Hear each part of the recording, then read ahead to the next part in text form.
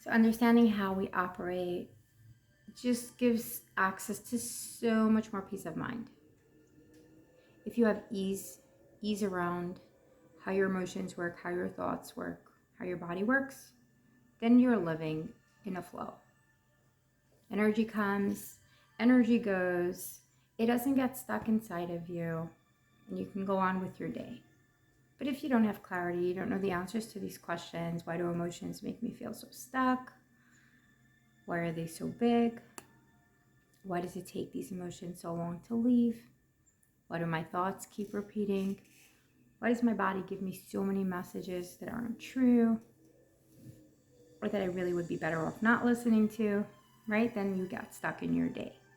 And you have a lot less ease and flow and creativity and newness and even motivation in your day because you're held back by those energies that keep you stuck.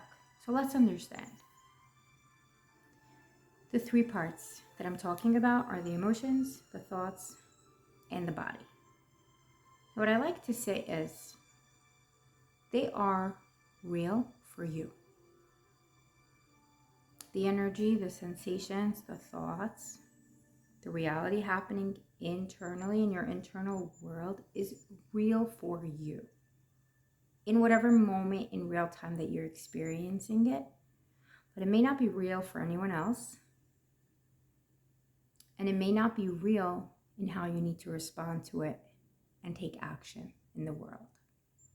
Now, I'll give you some examples so you understand that I'm real for me.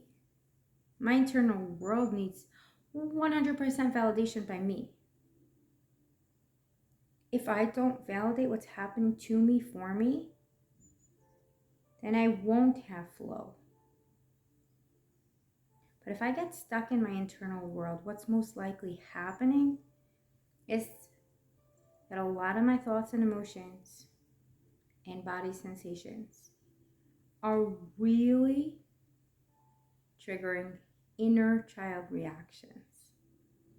Anytime a thought or an emotion or an experience feels like it has a suction or like quicksand, that it literally, like, you start to feel a little bit of despair, a little bit of anger, a little bit of frustration, a little bit of sadness, then you begin to feel that suction and that spiral, and you start to feel like, I know this spiral, can't believe I'm going there again, I can't get out of this place, oh, I hate that place. That's an inner child trigger. Because honestly, when we're in our adult brains, we're able to stay in the logical part of our brain, and we can make decisions and continue going about our day.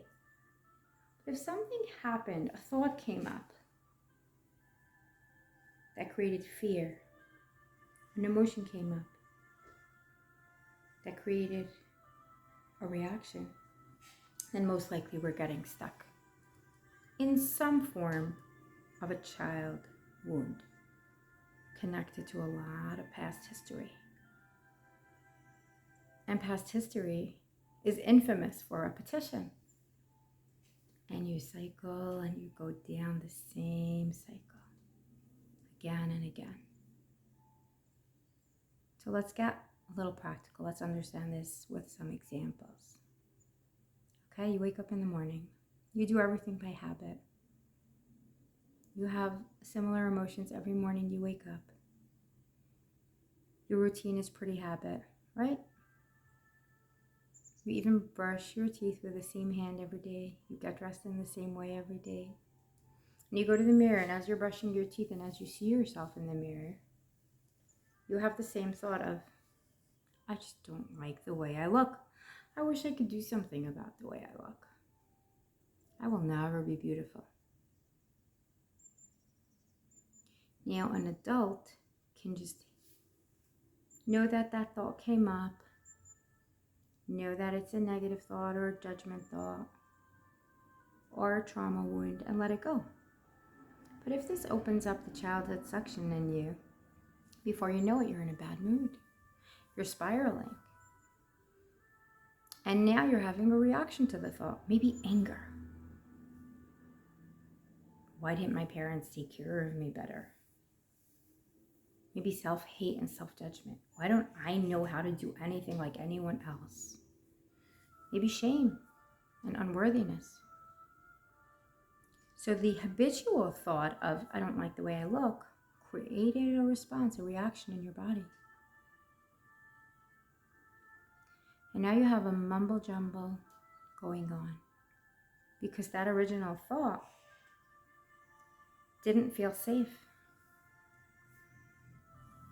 That original thought didn't just flow through you.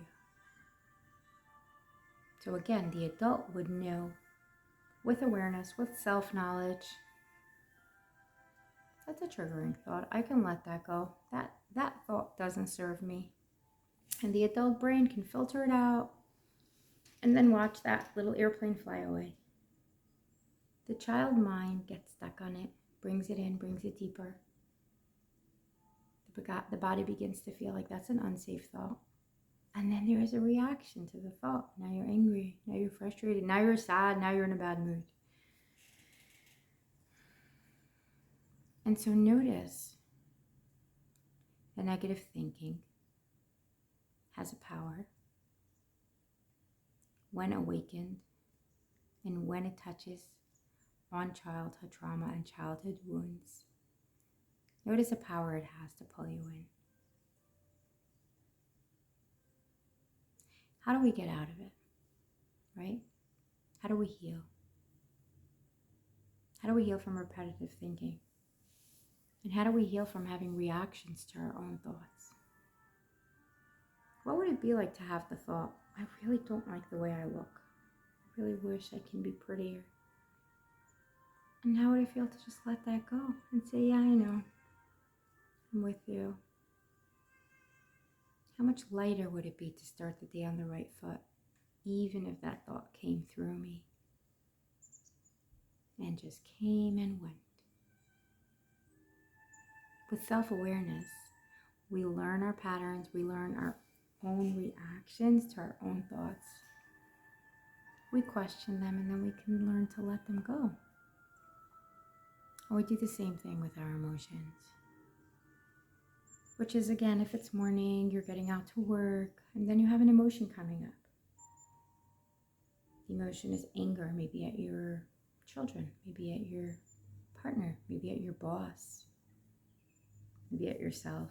And so it's just morning and you're already angry and you don't know what to do with this chaos, with this storm inside of you. So again, the adult brain just says, the conscious mind says, oh, you're feeling angry. Okay, just breathe. This is hard, but it'll go. You validate it, you listen to it, and you let it go, and it doesn't get you stuck. But when the child brain, the child mind, the triggers are activated, it suctions you in, and it creates a dynamic. Now there's fight, flight, freeze, fawn, right? And there's going to be a whole reaction. Your nervous system is going to have a protection reaction. You might just shut down and become passive aggressive all day because you couldn't handle that anger that came up. Or you might start yelling at people or fighting. You might look to distract yourself. Whatever it is that you do, just because that anger came up, you were afraid to look at it and just be with it and be uncomfortable for those few seconds. Yeah, I'm really angry now. So ask yourself, when an emotion comes up, do I have a pattern of reacting to my own emotion? Or can I just be with it? The primary emotion, that first emotion that comes up, can I just be with it? It's uncomfortable to be angry. Right in the morning when you wanted to start your day on such a cheery note, and look what happened. You spilled the milk and you spilled the coffee all over your shirt. Yeah, it's uncomfortable.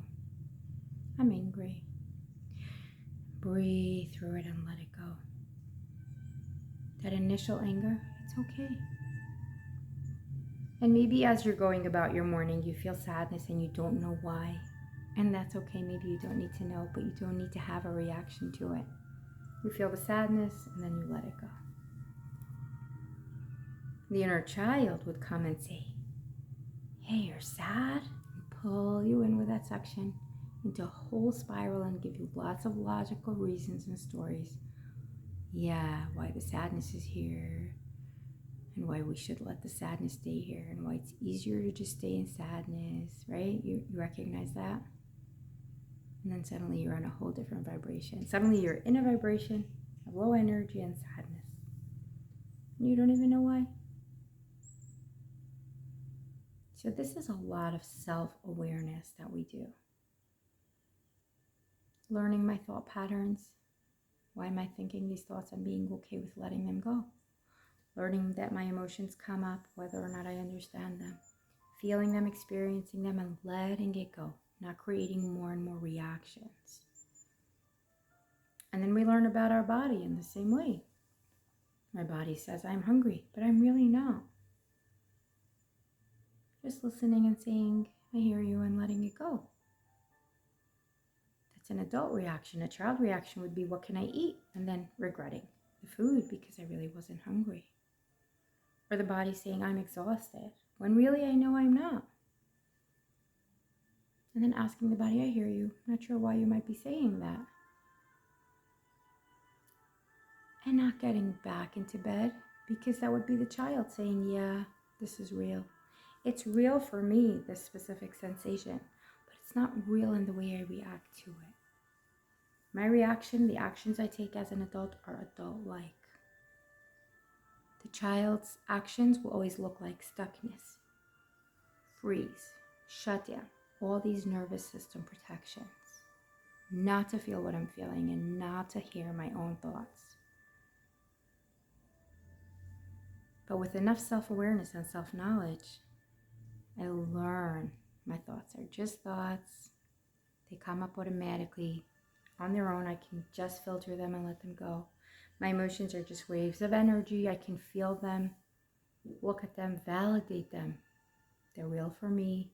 They're not real in the way I act out on it in the real world. And then take adult action. And my body, just because my body said, don't do exercise today, doesn't mean I listen to it. I take adult action. So knowledge of our internal world is crucial and is what makes you a successful, functional, peaceful adult, because you're not fighting with all your parts all day. You're the observer. You're a conscious observer. You bring it all to awareness and you're not afraid of it. Thank you for listening. I'm a coach. If you like this video, please comment below and contact me if you want to hear more.